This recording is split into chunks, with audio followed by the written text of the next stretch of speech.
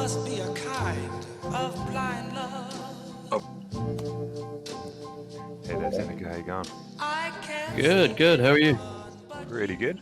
Saturday morning here, so can't complain. Yeah, Friday night over here.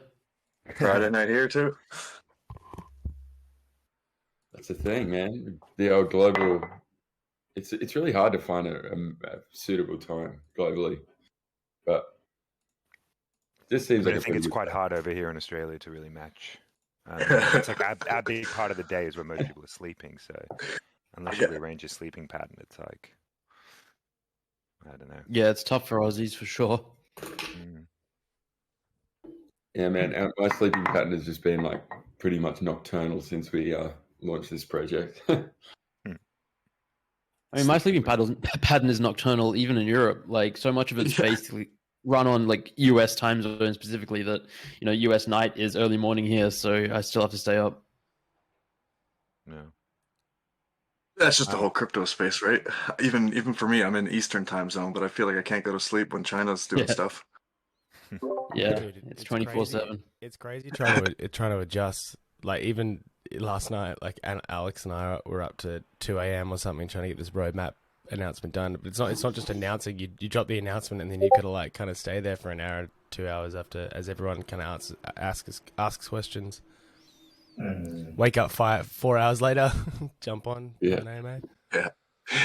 Do it again. Yeah, do it all again.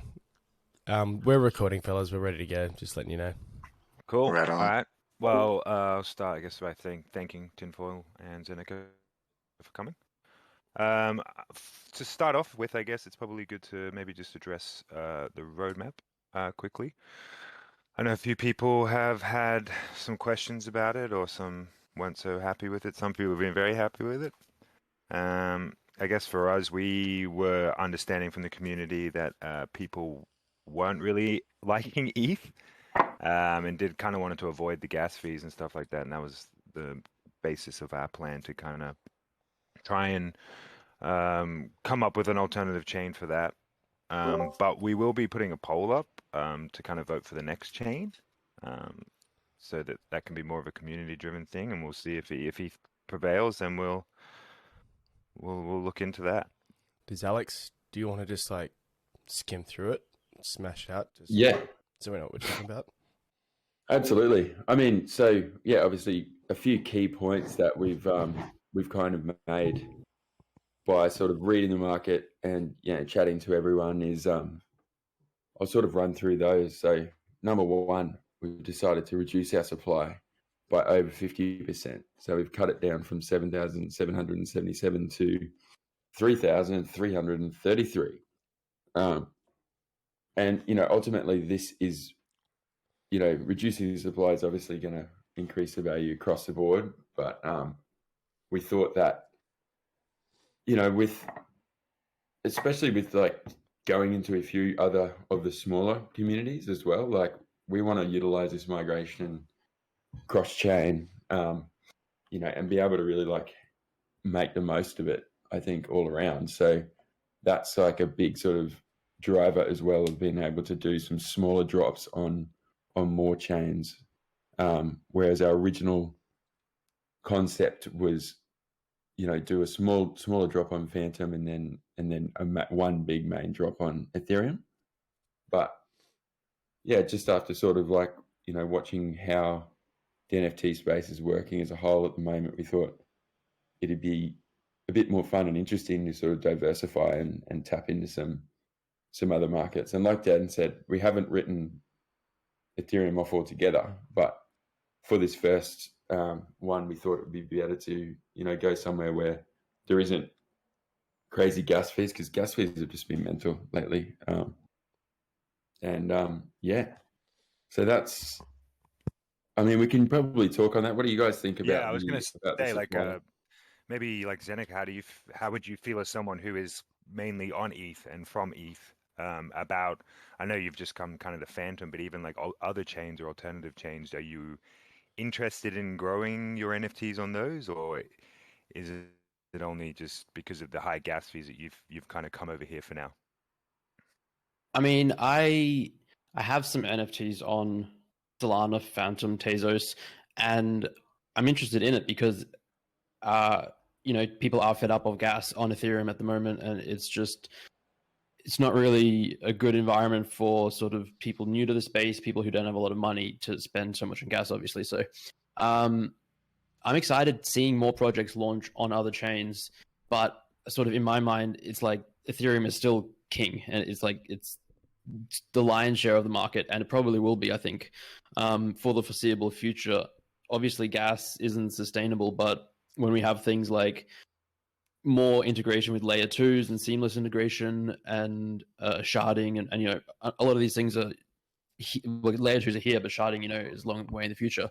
I think it'll sort of come together, and ETH will be around and be king, but that doesn't mean that other chains can't find their own niches or find their own success. And I think that we're definitely going to live in this like multi-chain future where ETH is very successful, Solana is very successful, Fantom successful, and yeah, I mean, I think more and more people are now starting to explore NFTs not on ETH, but because a lot of sort of the infrastructure in terms of marketplaces or just even like just general educational content, like figuring out which wallets to set up and how to bridge money over from ETH, because a lot of people have their money on ETH at the moment, and or just getting set up on non-ETH chains. It's a slightly higher barrier to entry in maybe knowledge and tech savviness at the moment, even though it's a lower barrier to entry for in terms of money. But yeah, I think I see it as a good thing, and I encourage more non-ETH chain activity for sure. Yeah, cool. Yeah, I guess like you said, like there's probably a lot of more money over in ETH and with people holding ETH as well. So that's where, and people have made their money from ETH flipping NFTs. So yeah, I think it will remain king. What do you think the future of gas fees looks like? At least the foreseeable future for the space in ETH. Obviously, there's. I mean, it's so hard to predict. Yeah, I think we're going to see more projects try and launch on Immutable X. Some more projects are launching there, but they're like having some issues at the moment. I don't think it's fully set up for mass, like the amount of traffic that like for the entire NFT space to move over there. Just it's not feasible at the moment. Gas fees are spiking so much, not really because of NFTs on ETH, because even when the NFT market was pumping and buzzing and at its max, it was maybe taking up 20% of the network, and now it's much of a lower percentage. It's because because ETH price is pumping and people are trading more ETH because the dog coins are going crazy. People are buying and selling Shiba and Doge and everything else. So that's sort of the number one. Like there's more DeFi happening, and that's why gas prices are so high. And I think we're gonna see more DeFi happen on layer twos and not on mainnet, and that'll probably be a more significant impact on lowering gas fees than more NFTs on layer twos, at least in the short term. I don't know what's going to happen in a week or two or a month. Like earlier this year, we saw crazy gas on ETH. I think it was in May or maybe it was March, when it was just consistently high for 3 or 4 weeks. So very similar to what we're going through right now. And then I can't remember what the breakthrough was, but they found a way to like significantly reduce it. And the NFT market pumped for a while, even if ETH itself was sort of stagnating and sitting around 1,700 or 2,000. I mean, this is a long way of me saying I have no idea, but in a couple of years, I see gas being very reasonable and manageable for all sorts of other reasons. Awesome. Yeah, I think we're still like we said before, we're still very open, and we'll put it out to our community whether we want to do an ETH mint at some point. I think just for this first one, we've decided to go to AVAX, but yeah, we still got 2 more mints there that we haven't announced, and we've kind of done that strategically to sort of to see where we want to go.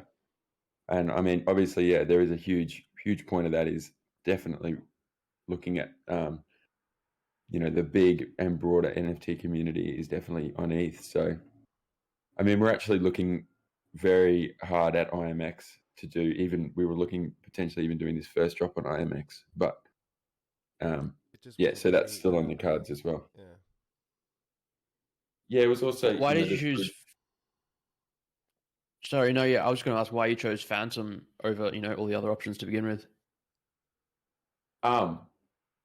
Probably because of the awesome Fantom community. Like it didn't take very long to sort of dig into Fantom to realize that there's such an awesome and supportive community in Fantom, and the projects are like, you know, really like going well, but also everyone here seems to be very supportive, and projects are helping each other out, and yeah, it's just exciting and super fun. That was probably the number one reason. The second we started to engage, and Tinfoil was the first person that we really like opened up this project to on his podcast and on his AMA, and just the community feedback right from the get-go when we sort of put it out to everyone that there was a few questions asked around roadmap and utility, and we sort of said, well, we've got the art is completely sort of planned out and the narrative is planned out, but we really want to listen to the community around where you would love to see us take this. And that is actually where the idea of the NFT bridge even spawned. Kind of came out of that, being able to bring more new people into Fantom, and then we sort of looked into that, and obviously with the flamingos being a migratory bird, it sort of just worked really, really well into the narrative that we can essentially set up all of these other flamingo communities on other chains and then build all the way up to this great migration where we essentially migrate everyone back over to Fantom for the official sort of launch of the Flamingo Social Club. It's yeah, cool. And it's kind of why the migration becomes like the most important thing, and the chains that we choose to release on aren't as important, because I guess it's more about exercising the fact that this can be done. Yeah, it can come back to Fantom, or it can go to other chains. I mean, that was the idea. We could party on other chains or move around and do collab projects and stuff like that with other NFTs on other chains if we were able to kind of swap over to them.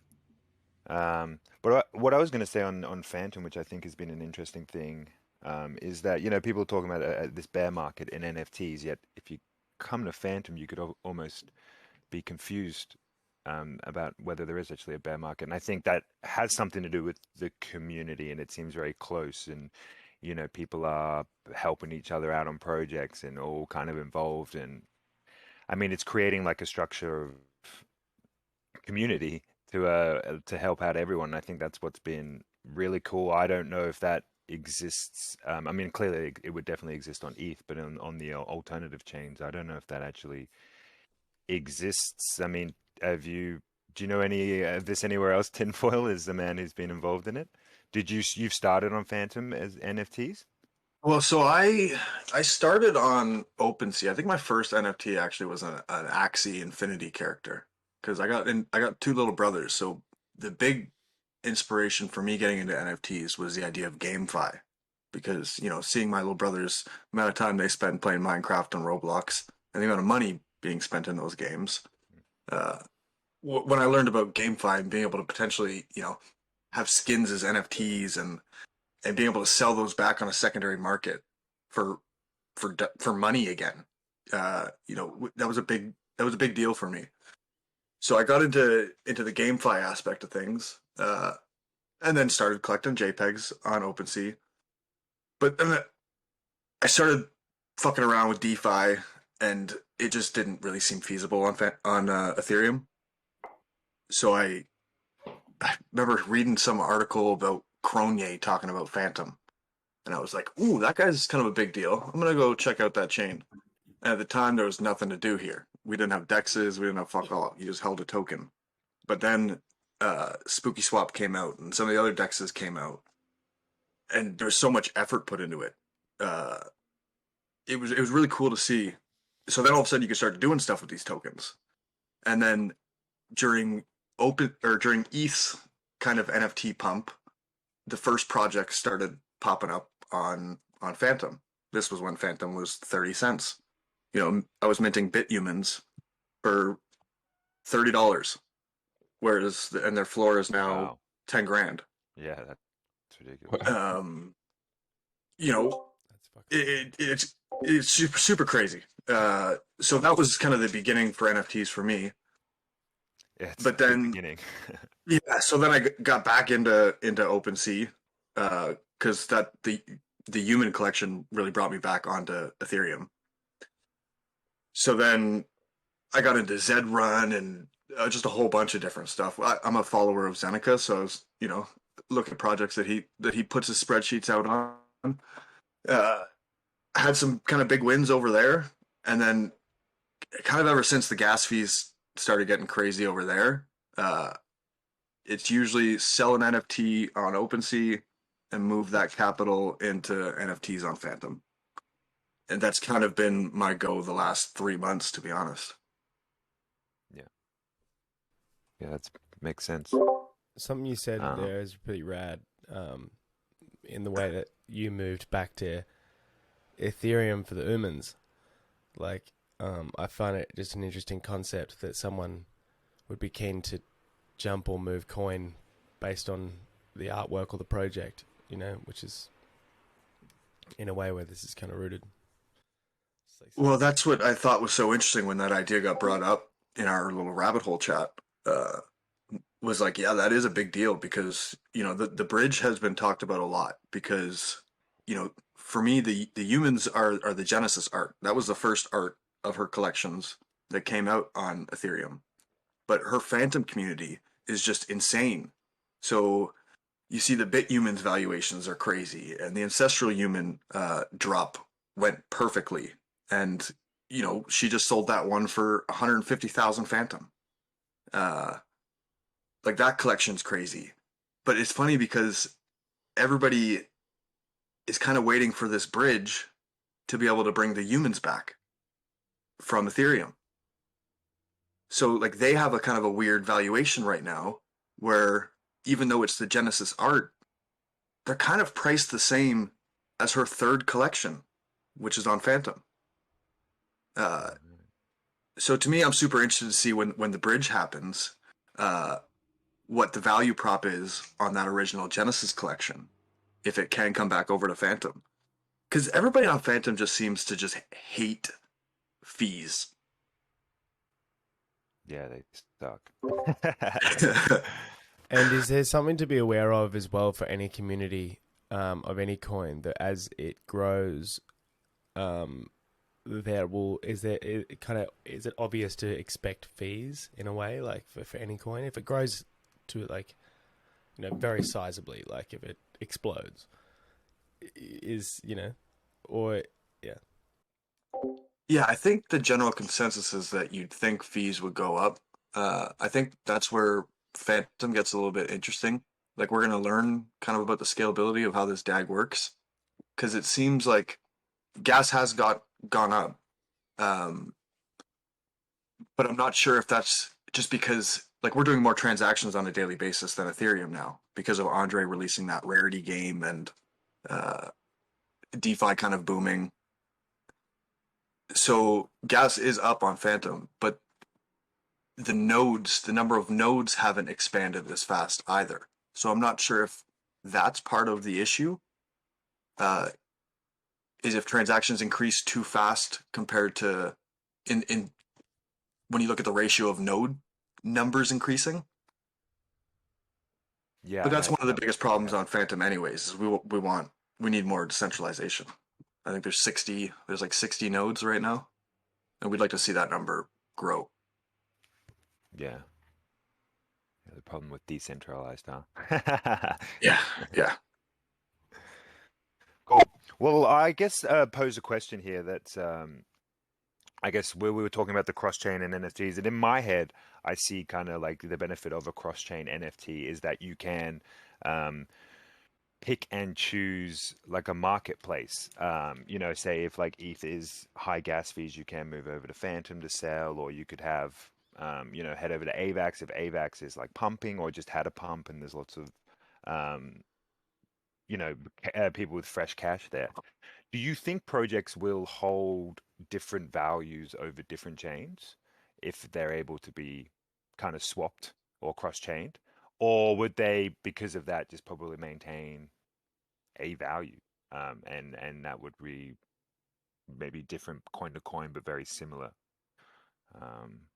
Yeah, if anyone had any thoughts on that? Zanika, do you want to start with this one? Yeah, I mean, it's kind of tough to say until we sort of see that reality and world, what it will look like.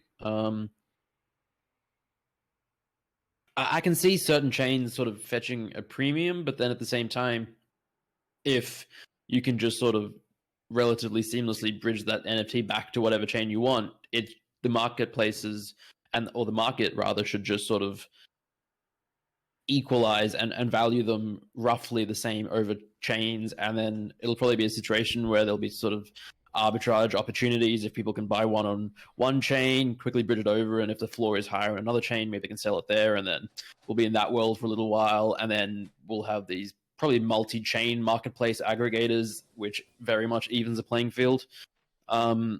Yeah, I guess that's probably a long, long way off still, but I think we'll definitely have an intermediate period where they're valued slightly differently on different chains, but probably not massively so. Mm-hmm. Yeah, I definitely agree with that.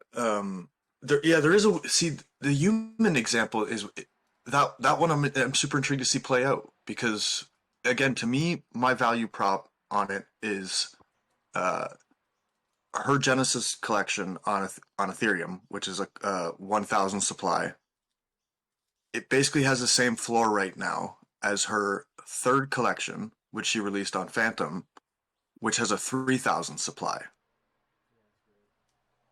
So to me, like I value my humans on Ethereum more than I value my bit humans on Fantom. Yet the bit human floor is 10K. And it's half the supply of the Ethereum floor. So like hypothetically speaking, if it should be half, the human floor on Ethereum should be half the price of the bit humans. Yeah. In supply numbers. And it's not. It's 4 times less than that.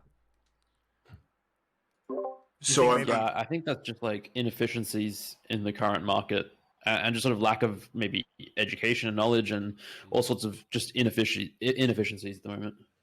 Right. Could it also be that people value art? Maybe, I don't know. Maybe like on Fantom, people are valuing art a bit more, or have like, because I guess stuff like Solana and ETH. People are probably definitely more in it for trading, and definitely not to say that's the same with Fantom, but maybe there could be an appreciation. I think it's more just like, when you create the project and you have the idea of the project in your mind and all the things that you want to go right and wrong. That's very different to the way that I guess it plays out. Like at the end of the day, for us, we've got like almost 400 wallet holders when we minted and stuff. It's like that's a lot of different people with different levels of education and interest in your project, I think. And like you have this idea of one way it's going to pan out, but at the end of the day, it's like, I don't know. I don't know. Do you know what I mean? The marketplace kind of does its own thing in a lot of ways, depending on who's involved. And it's also that the bridge isn't open yet. So it's like, I think, Zenek, as you were saying before, like it will sort of even itself out over all the chains when it's easy to, cross chain really easily. But right now, even with the flamingos, we're going to be putting them into these different chains where they will, in their own way, hold their own value on these chains, and that might be less or more depending on the demand. But yeah, once it is easily tradable across chains, and it is easy enough to go and just buy one. If the floor's lower somewhere else, you'd go buy a floor somewhere and bring your NFT to where the floor's higher. But that's obviously going to even itself out, being that it's going to be quite easy to do. But I think like with humans, it's like, yeah, the ETH ones are over there, the Fantom ones are over here. So it'll be interesting to see what happens when the bridge opens, if that floor maintains. Well, exactly. That's what I'm so intrigued to see that first experiment, because to me it's the Genesis art, like it is the more intrinsic art compared to the pixelated bit humans. Meanwhile, the floor is almost 10 times less. So I'm super intrigued to see what happens when that bridge opens up. Yeah, it'd be awesome. Do you guys? I have a note here about like benefits of a cross-chain NFT. Do you guys see any like actual like cool applications, like not just on like the trading or the what we've been talking about, but maybe like future utilities and stuff of cross-chain NFTs? Or do you think it's maybe more of just a novelty at the moment? Well, we got a few big brains that hang out in the rabbit hole that get real just ideological about the idea of putting like yield bearing tokens behind NFTs. So when you get into these chains and the DeFi aspect, the DeFi multi-chain thing might get interesting. And I guess that's kind of GameFi. Like right now, I'm really big on the whole Fantom trainer thing because I'm almost learning more about DeFi by playing this NFT card game than anything. That's cool. Yeah, I'm super. I think the DeFi, like kind of the GameFi aspect, is where things get real interesting with cross-chain utilities. Do you have an idea of how that might apply to the old Mingos? Just like going off the top of your head. Yeah, it's just this is a better conversation for like a guy like Hot Sauce. Hot Sauce is because I know there's a bunch of projects that have popped up, kind of I think more so in the Ethereum realm, where yeah, like you can stake NFTs, and then it was sort of all the rage like 3-4 weeks ago, where exactly that, you get an NFT, you'd stake it, and you'd receive, say, 10 whatever ERC20 token that they were giving out every day, and they'd create a liquidity pool on Uniswap or Sushi or wherever, and the market would, they'd see it within funds, and the market would value it, and they would try and give this token that, because inherently, if they're just giving you a token, there's no value to it, so then they have to try and add value to it, and that's where sort of most of these projects stumbled and crashed, because they were like, oh, we'll let you name your NFT, we'll let you use it to breed to create new NFTs, but like you're just creating new NFTs, there's no value to the new ones either. It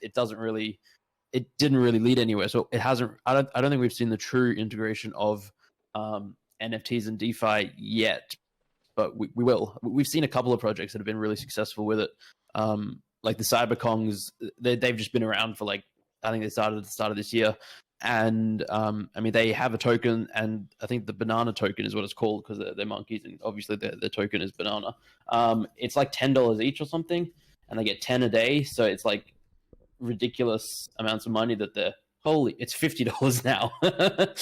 So Wow. yeah, these Genesis Kong, I mean, the floor price for a Genesis Kong is like 100 plus ETH. So but yeah, they're generating $500 a day per NFT, and the market has deemed these actual banana tokens valuable because they can use them to create new NFTs, and the new NFTs have also got value because these were first, because they're building like a whole metaverse and gaming system out of it, whereas all the new projects that are just copying it and just having a yield and a token for the sake of it, they're suffering, and there's all sorts of like securities issues as well with like what is like, because NFTs aren't currently considered securities by the Securities and Exchange Commission, but if you have a yield bearing token and it's considered like passive income or financial revenue, then they get into lots of legal trouble, and OpenSea delisted some projects, and yeah, it's a whole other minefield. But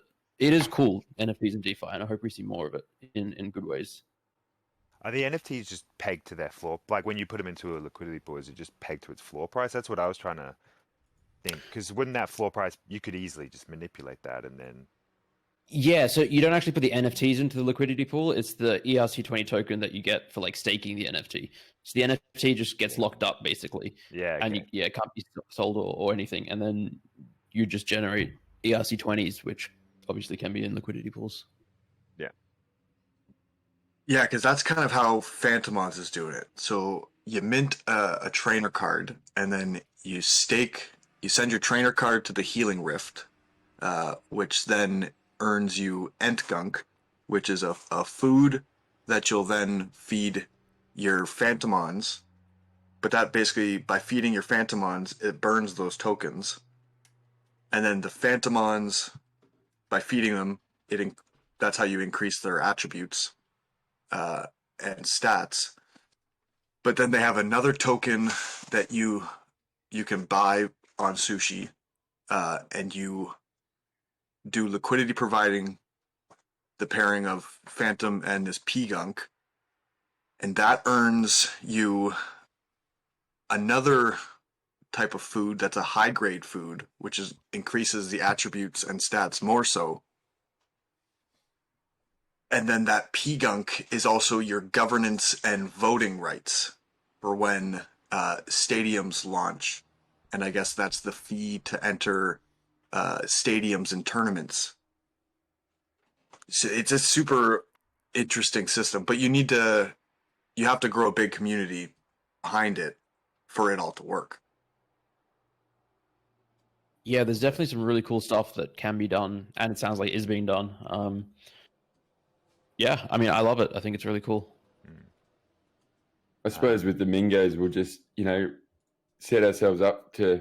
We haven't decided to do any of that stuff yet, but we haven't decided to not do any of that. And I think our main thing here is, taking it one step at a time. Get the multi-chain bridge happening. Establish ourselves in all these communities, and then yeah, I mean, we're so open to the direction of integrating DeFi into this project. I suppose we'll sort of wait and there's no point see how it plays out. Without the community, there's no point in establishing those kind of things. So it's just like focusing in the now, and if the community is there and the community is like calling for it, then it's might as well all step into it. Yeah, I know the word. I know the word DAO gets thrown around a lot, but it would be interesting to see a cross-chain platform or a cross-chain project develop something of that nature.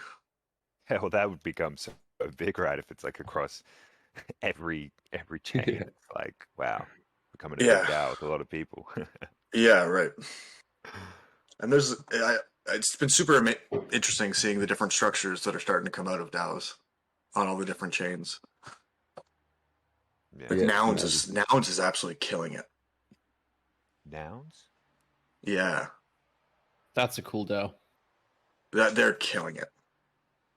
So Nouns is basically, they came up with this mechanism where they, instead of just having like a straight up flat fee to join the DAO, or saying we're going to release NFTs, 1,000 or 10,000, they said we're going to auction off one every single day forever.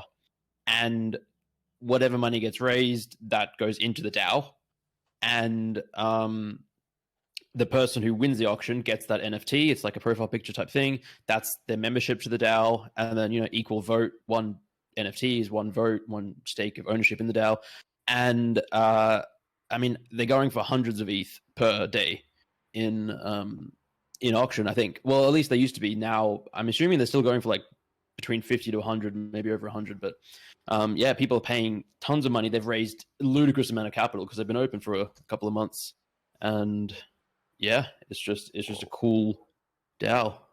That's epic. That's a sick concept. Yeah. Really cool. The only thing. All right, yesterday's went for 74 ETH. And then, like, I'm going back like a week. They were going for like 100 to 200 each. Wow, amazing. I guess it's quite a lot of money too, where people might not. I guess that to me though, that sounds like potentially, you could start like stacking seats, and you could get like a lot of people who could maybe have a lot. Or does it matter if there's like a majority kind of consensus in the DAO? Could that affect kind of like the decision? It could. I think if the majority decides to spend all the money, like I don't know what their like guidelines are set up for how they want to, like, if a financial decision has to be made, if it's over this amount, perhaps they need 70% of the people to vote for it rather than just 50% majority. But I mean, they have almost 14,000 ETH in their treasury, which is just a stupid amount of money. Yeah, and like 100 members. So That's incredible. There's actually been there's a DAO called Shark DAO, and Shark DAO, their entire thing is to get people to pool money to buy nouns. So the DAO to buy a seat for another DAO, because not many people can afford a nouns DAO, but you can afford to pool your money with others and then collectively buy one seat at the table. I think that they have a few that DAO that have like maybe 5 nouns. Well, that's where it gets super interesting because, especially, because then you have like validators that potentially start trying to be a part of DAOs or buy into DAOs like that, which are typically like you'd think more long-term holders. So you get a lot of these assets that just get locked up for a long time. Yeah. Yeah, that's cool. Future is cool, looking good. Is that what you guys would hopefully like to see as a general kind of consensus for the overall NFT space to head to kind of like this passive income realm, or would it be more of like a game utility or something that's like a real world application would be more of like the world you would like to see? I think both. Like, I think we're going to see all sorts of use cases and niches carved out where, like, so far we've seen most of the NFTs that have been sold have been either art or collectibles, like these 10,000 profile picture projects. And gaming it's there, and there are a bunch of great projects, but as like a percentage compared to the other two categories, it's minuscule. I think the next big one will be gaming. So the next 1 to 2 years, we're just going to see them really pop off, but it's not going to mean that art and collectibles aren't going to be there. And then, we're also going to see DeFi NFTs, and then that's not going to take away from the others. And then we're going to see, whatever the next thing is, and the next thing, and the next thing. And I think we're just going to keep innovating and finding cool new use cases, and it won't, like, it'll sort of adjust the market, sort of like whatever the flavor of the month is will keep changing, whatever's hot, but it's not gonna, like, in the long run, we're not gonna get to a point where no one's interested in all the previous things. It'll just be not as hot at that time. Well, the interesting for us, guess we're like artists, so we're coming at this from that kind of side. The applications or like the potential there is just like endless. Like we see like, film coming next, you have photography, you have all these kind of trends, music and ways to like engage a community around like your art. And I think for us, we see that as like the big kind of path forward for NFTs. And I guess that's it's not necessarily following the money, but it's cool to think that these, you're almost liberating art and bringing the Renaissance period back around by getting rid of middlemen like record labels or art galleries that like to take their cut and kind of squash creativity and squash out the small man trying to make it in the industry. NFTs allow you to like, kind of keep most of the profits you make and encourages you to reinvest back into your community, but also that's like the future application, I guess I'm seeing, which is so exciting and really cool. Yeah, I mean, it really is. For me, long term, you get when you think real long term, you get the idea of automation kicking in, and you hear the stories of like eventually we're gonna hit the point where 90% of today's jobs are automated. To me, like NFTs almost feel like the bridge technology to reaching that point, where because the labor force isn't as necessary, it becomes more about creating culture, creating art and entertainment, and enjoying it, just life. But then it's a way to move money around as well, because you still kind of need money in a society.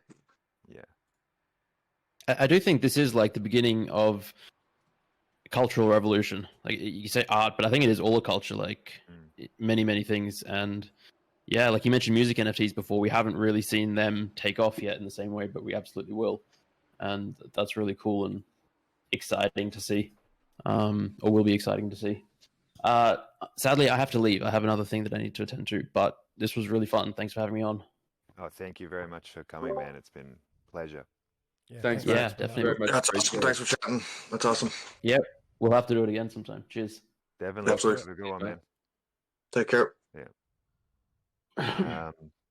Yeah, I guess an interesting one. I've kind of been. I've got a friend who's like a chef and runs a restaurant, and he's kind of looking into NFTs now from, I don't know, like that kind from his kind of creative skill and his passion, and it's like just been an interesting thought about like, you know, now food NFTs, like how would that work, or Ooh. what's the possibility there, whether it's like a little video of just an epic meal and you just sit behind your computer screen and look at this delicious meal, or whether it enters the real world and it's like something to do with the venue, you know, owning Recipes as NFTs. yeah, and it's only like the secret recipe you can sell for like, you know, 10,000 Fantom or something like that. Dude, imagine if a food was an NFT. It's like the ultimate fucking deflationary NFT because you're going to be eating all of your NFTs. Yeah, seriously. Restaurant sells a certain amount and then they just become rare.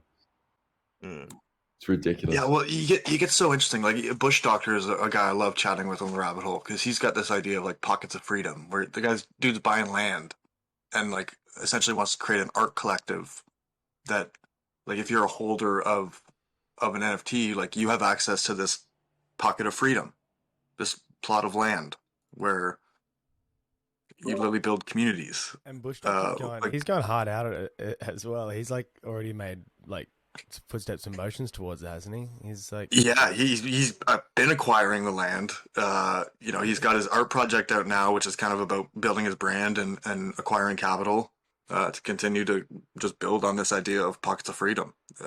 You know, he really wants to see this come into the meat space. And it gets so interesting, man. Like the DAO is taking over governance, and you know, you can really get into the idea of it feels like that's where you kind of more so can enter like the borderless world idea, when you have these communities that are just genuinely like everybody wants to be together for whatever reason, whatever mindset they are, but they actually want to be together. And everybody can just have their little spots. Yeah, well, I guess you know, you always find your echo chambers on the internet, right? Like, well, whatever weird stuff you're into, you'll find people. And so if you can come together with, you know, 100 or a couple hundred like-minded people and pool funds, it's actually a really cool way to kind of like, yeah, operate, because you would probably find a lot more like-minded people than you could in meat space or in the real world. And like, So chances are it'd be 1,000 times more efficient at distributing those pooled funds than like what governments are doing. yeah. Yeah, well, I mean, governments well, take Lebanon, you know, because of exactly. tech, right? Because of tech. Yeah. Like, it's awesome. It's like getting to this final stage where everyone's ready to be like, to integrate with it and be like, yeah, cool. Like, this is how this can really change shit and organize shit. Yeah. No, I like what you guys are planning though. I like this. I do like that supply cuts. How many chains are you guys looking at? So I think, yeah, sorry, go ahead. No, you go, Alex. I think what I know 4 chains is what we're looking at right now. Obviously, we've got Fantom. The next one, which we've announced, is AVAX. And then 2 more chains. And, you know, looking at chat in the lake before, like, I mean, we are all ears on what those next 2 chains are. Like, we would love to sort of, you know, gauge interest. I mean, there is a big argument for doing one on Ethereum, obviously to tap into that sort of big established pool.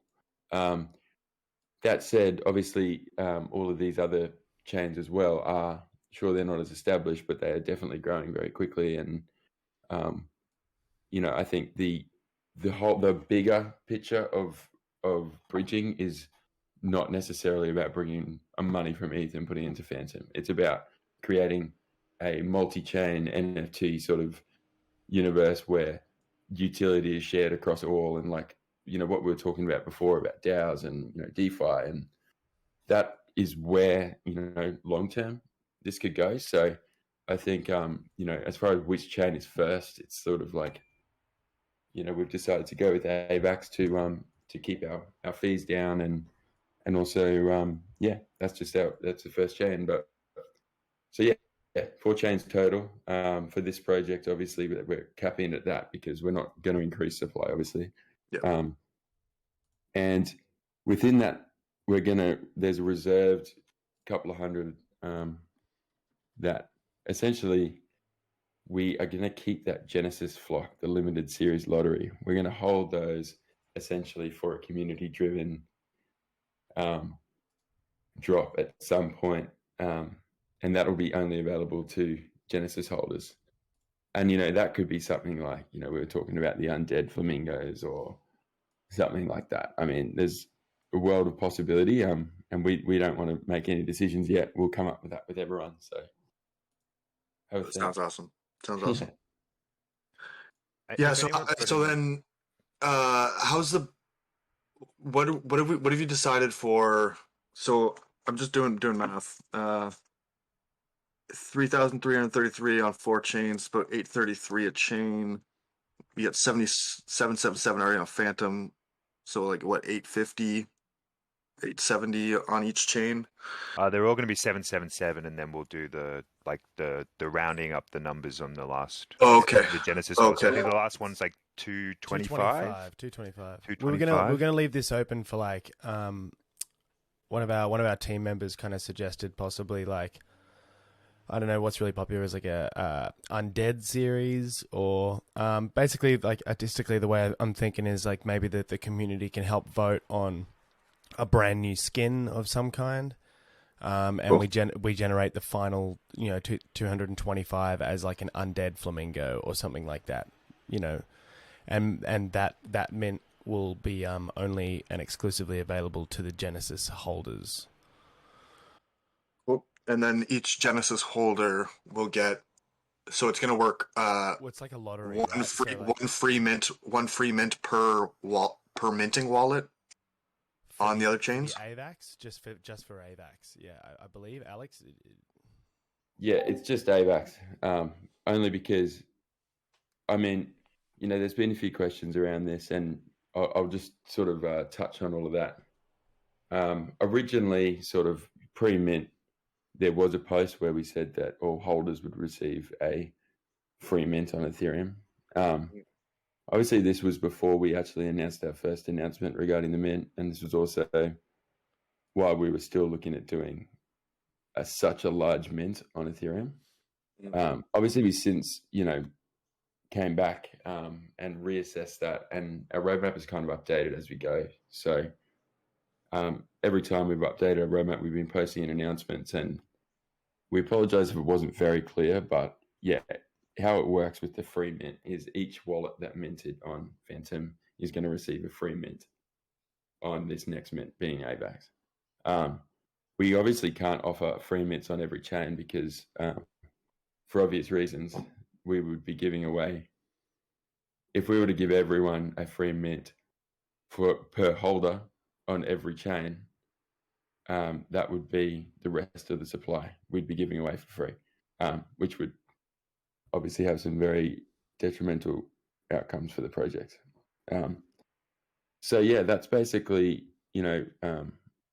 as far as getting a free mint goes, that's how it works. You got to have minted on Fantom and still currently holding Flamingo.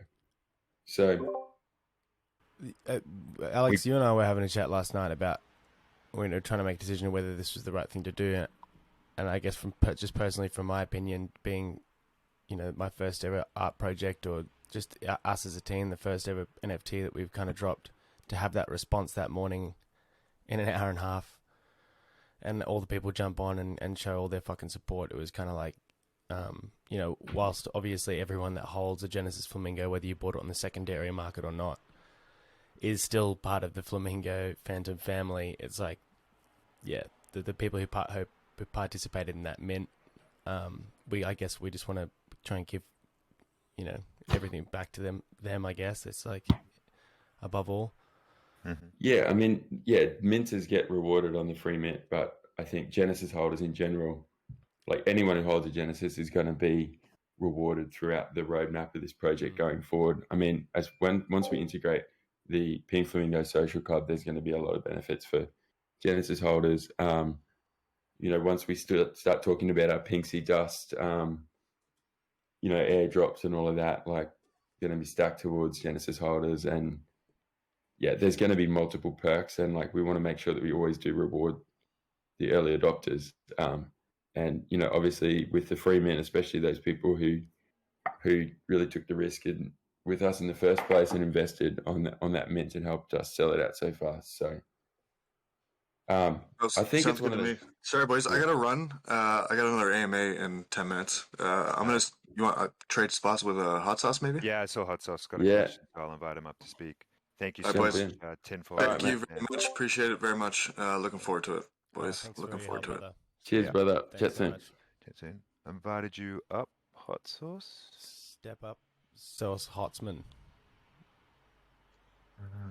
Am I doing this right? I think so. I'll swing him a message as well, maybe. This is what happened with us Oh, and yeah, the here you buddy. go. Here he is. Yeah, that's what happened. Hey Yeah, Hot guys, Sauce, what's up? with How you going, mate? my kid. How you guys doing? Good, We're man. good. Awesome, dude. Good. I'm excited for you guys. This is dope. Yeah, you Thank like the Gio, roadmap? Gio, remember those flamingos? What do you think about them? Kinda cool. My son likes them. Nice. He kinda likes them. Kinda. Nice. You must not have any good ones, Hot Sauce. I know I need to get better ones. I need to get the big bird or something. He'll be all over that. Or if you make a Pokemon one, he'll be woo. Yeah. Yeah. Pokemon. That's a good idea. Does he like Dragon Ball Z, perchance? Do you like Dragon Ball Z? Dragon Ball Z? Oh, he doesn't know. I've failed as a father. Oh, Ooh. dude. Yeah, there's always room for improvement, man. Introduction is Yeah. is We could introduce him to it. Yeah. For his first flamingo. So I was listening to you guys. So just to make sure I fully understand, with the mint on the it's like if you minted the flamingo, you'll be able to do the free mint, or if you hold the mingo. Because what about people who sold? Are they still gonna be able to claim? It's everyone who minted, every All wallet right. that minted. I will have to just double check with our. As far as I know, you have to have minted and still be holding one in your wallet. Okay, mint yeah. and hold. Yeah, that makes sense. Because you don't want people who just dumped it and then they're like, "Oh, I'll take another free one and dump it again." Yeah. Yeah, no, it's mint and hold. Yeah, that's pretty So I much guess it. if you minted and have sold already, you could buy back and still get in. Yeah, well, it's also that's good. why'd I you mean, do what that, if you minted and bought more? Well, I You're a mean, legend. that's awesome. Yeah, then you're a hot pixie sauce. dust. More pixie dust for you, obviously. Yeah, like we definitely want to reward people who have been like holding multiple, going forward. So yeah, They're the it's just dealers, kinda- right? No, They it's become cool, the man. I'm dealers. excited. Yeah, holding I- multiple is going to have its benefits, I'll of do course. that. Like especially Did you once we guys start. say What's that? the dust and everything? Yeah, I was just gonna say, I missed the beginning.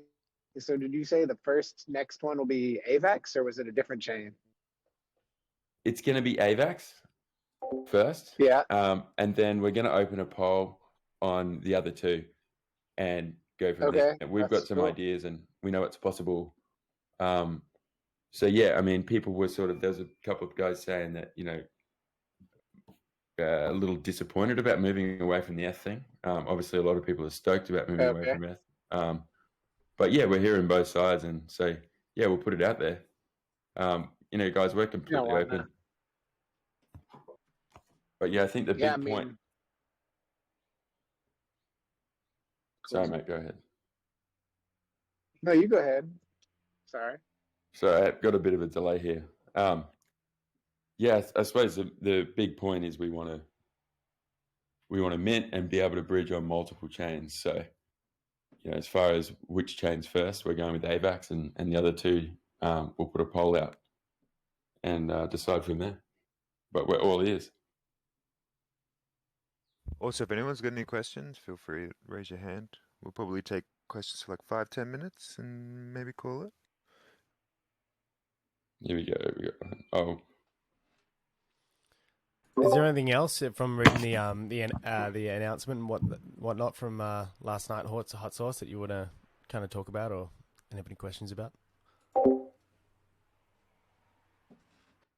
mean, one thing that I was wondering was, and you might have talked about this before, so I'm sorry if I missed it, but the idea of like not only can they bridge across the chains, but can they bring things with them? You know, like if I have some if I've been selling my Pinksy dust on AVAX and I have some USDC, can I carry that over on the bridge with me when I'm migrating? I was wondering if that's something that you guys have thought about. It's definitely something we've thought about, and we really want to see that happen. So we can't actually answer directly to that question, but like as everything develops in the coming week and few weeks with AnySwap, and especially around our first mint and some pretty cool stuff which will be coming out next week, we'll be sort of updating on that. But yeah, I mean, that's what we want. We would love that, because I love like your ideas, Hot Sauce, about sort of the smuggling of Pinksy dust from chain to chain and following where the Pinksy dust is more valuable. I mean, you know, yeah, I don't think people realize how like no one else is doing this right now. It's like you guys are inventing something that's like a dream, you know, like it's crazy because so many people are going to copy it. You know, it's a good idea. But the fact it's not just an idea, you guys are actually doing it. I'm just like so happy to be here. I just don't think people are going to feel they're going to find out later and they're going to be like, what did I miss? That's so thank you guys for all the work you're doing. I know you're not sleeping a lot. From the text I see. But I'm just, you know, as a Flamingo holder, thank you. So thank you. I'll take all the space. Let people ask questions. Man, means a lot. And yeah, like everything you said there is all stuff we want to do. And as the tech becomes more evident of like what's possible, we will absolutely be pushing every boundary we can as far as doing all that stuff goes. And I'm sure, you know, as this goes along, more utility is going to open up and become possible. So, yeah, the cool thing, the cool way that I think we're doing this is with community feedback and sort of taking it one step at a time, especially with our roadmap. We're not deciding that we're going to be this DeFi with this crazy DeFi roadmap. You know, maybe it'll go there, but we're just getting the bridge, the migration sorted. Then we'll figure out what's possible with the migration, whatever's the best option then, and whatever everyone wants to do, we'll integrate that. And as this becomes, you know, that's it, because it is so new. As new things come to light and become possible, we can just start integrating all of these cool utilities as we go. So let's see what happens. And then even if this stuff isn't possible, the art at the end of the day is so dope that it's worth it to me. For me, I mean, I think it's just you guys are making really cool stuff and you're taking community feedback on all the features and legendaries. So I mean, my hat's off to you guys. It's really, you're doing a great job. Thanks, Legend. Thanks, means heaps. Thanks heaps, brother. Yeah. Crypto King. Hey, what's up? Hey guys, how you going? Good, man. Good. Good, brother. Thanks for letting me ask a question, or really a statement. But I think anyone who doesn't give you devs a chance to innovate and do what you want to do and spread all this hate about your plans, they're just wrong. I mean, you've released this NFT, it's gone great on the secondary, the art's dope, and really you should have all the space that you want to do what you guys want to do. And for all the people who are unhappy with whatever changes, I reckon just ignore them, stuff them. I mean, you guys have earned your right to do what you think's best, and I've just got all confidence for you and excited for the project moving forward. Thanks, dude. Yeah, I guess the thing people might not realize is this is really new tech, and it's like, you know, it's trial and errors and trying to get things like bugs worked out and stuff like that. So it can, often be things might have to change for us, or like, you know, as things develop, we have to adapt and move. But yeah, thanks a lot for your support. Yeah, man. Thanks heaps for the support. It means a lot. I think it's interesting just for us as a group as well. Like, you know, one thing I think you underestimate is as a community grows and the numbers grow, it becomes a lot more harder to manage. And you know, obviously, it's realistic that you can't keep everybody happy, and there's always going to be a couple of people who you have to kind of help educate and bring up to speed with kind of why you've made your decisions. But if we're opening ourselves up to being this big community project, then I at least know that we've underestimated a little bit of like just how much kind of homework and how much kind of management that requires. Trying to listen to everybody's input and everybody's point. It's going to become a quite a massive part of this project. Which is interesting. It's gonna be fun. Yeah, it's going to be Just a lot of fun. work. Well, I appreciate it. I love my Mingos, and God bless your Mingos. God Cheers, bless you Crypto guys. King. Thanks heaps, legend. Cheers, legend. Maybe if there's no more questions, we'll just can call it there. Does anyone else Well, want to put their hand up or? we do have one thing that we haven't. Oh shit! We Yeah. forgot to do. So we Yeah. have a giveaway to do. Oh yeah, shit. For a Mingo. Hot sauce. We don't want to be biased because obviously we're giving the Mingo away. So, Oh, this is great. do you reckon you might? This is good. You reckon you might be able to help pick a winner for our Mingo? Oh man, I that'd be really hard. I see Jim Booney over there. Well, I it's would go with Jim Booney because that guy is an alien, but that's because I'm biased on aliens too. well, it's not out of the AMA chat. So we did a Twitter post, right? Oh, Which okay. which essentially We'll spell we it had out. We'll people. spell it out to you, and you can give us the best story. Yeah. Oh, the Twiggy. story. Oh, God, the story. Yeah, so we put a post out on Twitter, and we've asked people. We've posted fucking Mingo up there, and we've said, "Hey guys, give us the best story." Because remember last comp we did, Alex, everyone were like, "Give us a name," but then all these people just started attaching this name and this backstory. So we're like, "Oh fuck yeah, people are into the backstory." So now we posted a Twitter being like, "Hey, give us your best backstory." So I don't know. Do you want me to do this? Do you want to read him out, Doggy? Yeah, I can do that. Hang on, give me a sec. All right. I think there's 12 or something. Give me a sec.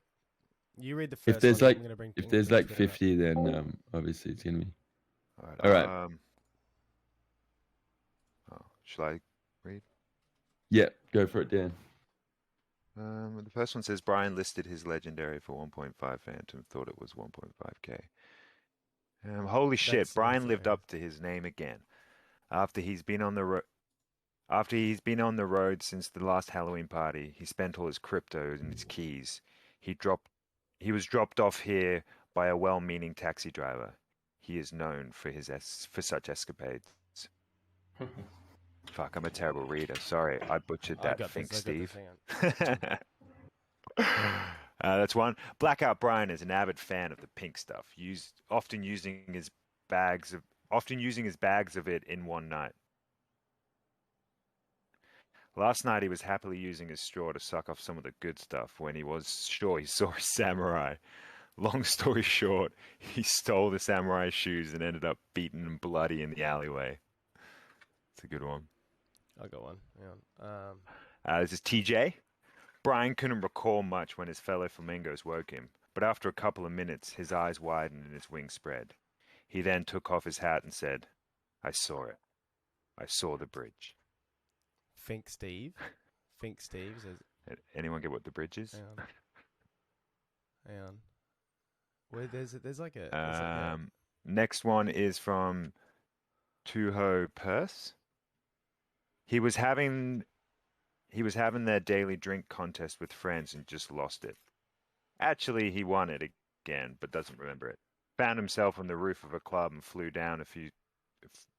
down a few steps to repeat it all over again. Our Blackout Brian. We've got we got Shaolin Shelf Stacker. This wasn't the first time Brian had too much. Last night he was at the Flamingo Casino trying his luck and partying around the Great Pink Lake. He won the gold chain hustling not too long ago, but when and how is another question. It's nice. We're gonna have to make this decision, obviously. This is from Gugsy B Sniper. Blackout at the party, lost his phone, found it on the barbecue, accused the barbecue of stealing the phone and tackled it. Needless to say, he lost, and his beak will never be the same again. And And then this one's from Delinquent, two-parter. Brian had, in fact, discovered a secret portal to Lola's. The sex-starved degen rapids have been patiently waiting in Tombhead server for the contraband from Flamingo Dead. After consuming an unknown amount of alcohol and illicit drugs, Brian became extremely adventurous with some beautiful yet deviant Lola ladies. Coincidentally, emergency surgery to remove a sex toy and a bag of pink coke has left him feeling rather tender in the posterior. Brian is expected to make a full recovery. I think that one might have it from me. That's all of them.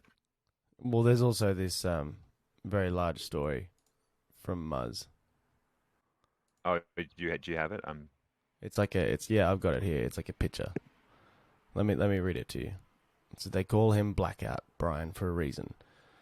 If you could encounter him at any time of the week, and it would be hard to ascertain if he was actually conscious. Although if you were in his presence yesterday, you would have been well aware that there was probably a slim chance of him waking up in the morning, let alone remembering the night. We started at the local bowls club, where we kicked off in the early afternoon with hard liquor and pixie dust. It wasn't even 4 p.m. by the time Brian had drank the bar out of his liquids of choice, vodka and gin. He was restrained and dragged out by several bowls club patrons after trying to fight the fledgling Mingo behind the bar. We spent the next 2 hours waiting in the parking lot for Brian's dust dealer. When Brian tried to guess which cars belonged to the ones that dragged him out of the pub, he proceeded to shit directly into their fuel tanks. Wow, this is graphic. The dust dealer, Carlos, gave us a lift downtown, although he was pretty pissed when Brian said, "So we good to tick this until next week?" and immediately flew out of the car into the only strip club in town he isn't banned from. It's an interesting crowd of animals that hangs out at this strip club at 6 p.m. on a Wednesday, and Brian fits right in. He knew all of the dancers by name, and they quite clearly despised him. Brian opened a tab, and we drank excessively expensive drinks for hours. Brian managed to get a couple of free lap dances on the promise of free pixie bumps. Although, little did the poor girls know that he was doing them out of his 99% stepped on bag he keeps on him in case someone asks for a line. Aha, the crusty old stumpy bag. We had to leave before 9 p.m. when the door security guards started shift, so that Brian could successfully do a runner on the tab. As we walked down the street, Brian decided that we should go to Japan, which was when this guy's just pulling this out. He's just really just going, isn't he? Which was when I reminded him of the purpose of his ankle bracelet, which was to stop him leaving the town or the country while on a bender, like he so often has. So we decided the best thing is the local Japanese karaoke bar. Last paragraph. At this point in the evening, Brian was completely wasted. As soon as we got to the bar, Brian engaged the disgruntled bartender in a heated argument about why he hates sake. He hurled abuse at the patrons performing karaoke, and then proceeded to perform his own extremely culturally offensive version of "I'm Turning Japanese" by the Vapors, which ended in him exposing himself to the entire establishment. After leaving the stage, Brian grabbed a pair of samurai-style shoes that were by the door to the back room and started dancing around like an idiot. It was at this point that 2 heavily tattooed Mingos came through the back door and dragged Brian away. It was also at this point that I remembered he owns this place, the Mingo Yakuza. And that was the last I saw of Brian, Blackout Brian. I mean, that's like a thesis. Dude, Yeah. I don't know. That's got my vote. That one's yeah. so in-depth. It's so in depth. He's thought about Yeah, every little attribute. I mean, the guy's probably spent at least a good 45 to an hour on that. Is this the same Muzz that's in the crowd right It's- now? Probably. This is. Can you? Hey, Is Hey Muzz in the Muzz, crowd? can you raise your hand? Raise your hand. Come have a chat about. No, that's Muns. It's not Muzz. Oh no, Muzz is No, here. it's it. He's raising his hand. Here he is. He's raising his hand. Yeah. All right. Come join the chat, you legend. Share Tell us about your requests. mingos. I was going to say my only other voice vote is the 1.5 Fantom one. It's Brian listed his legendary 1.5 Fantom. I mean, he should be crying. Really, he should have the crying eyes. But I just think that's funny and relevant because of that person who there was a sale on PaintSwap that was 1.3 Fantom. Yeah. For a Mingo, and I'm pretty sure I had a couple of, or at least one rare attribute. Where's Muzz? He's still raising his hand. No, I've invited him, but Oh, okay. You've invited him, but he doesn't. that's want to the invite, I think. Well, what do you So reckon, maybe fellas? he's Dave K. Here we go. Muzz, mate, what's going on? Yo, can you hear me? Yep. Yeah. What up? Morning, boys. Morning. How are you? Morning. Yeah, good. I actually got to run in a sec. I got to drive the missus to work, but cheers for reading out the story. We just need to know how long you spent on it, mate. Probably like 20 minutes or so. That's good. I realized, I realized I should have proofread it when you were just reading it out then, but No, I'm just shit at reading. Did you do a creative writing course, mate? no, not really. I just thought I'd run with it. All those stories are things that my degenerate mates have done, so I just sort of I love it. Use my shit mates as pulling from real world experience. I like it. That's it. Yeah, like any good author, you know. I reckon that the decision's pretty clear, isn't it, Alex? Yeah, I think Mars, you got it, mate. That was an awesome story, and it's even made even better that now those stories are actually real stories. So that's yeah, sounds like you got some good stories under your belt between your friendship group. Yeah, I've got some fucked up, mate. Well, mate, you can run to work with a fresh flamingo. Brian is now officially yours. Add that Mingo to your bank, mate. Chuck it in your bank. Blackout Brian. Fuck yeah. All right, crew. All right. That was Thank you very much, everyone, for listening. We'll probably, we'll put this, we record this, so we'll hopefully get it up for the people who missed the start or missed the end or just like hearing our voices. And guys, thanks again, like, for being such an awesome community. And we want to consistently take feedback and, let's all shape this together. So, keep the chats going. We'll run some polls on the next chain. And let's do this. The future is there's so many options about where this could go. So future is pink.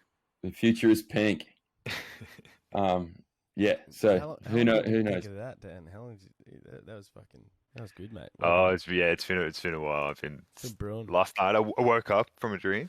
No, anyway. Fast Dan. Future is pink. Fuck yeah! All right, guys.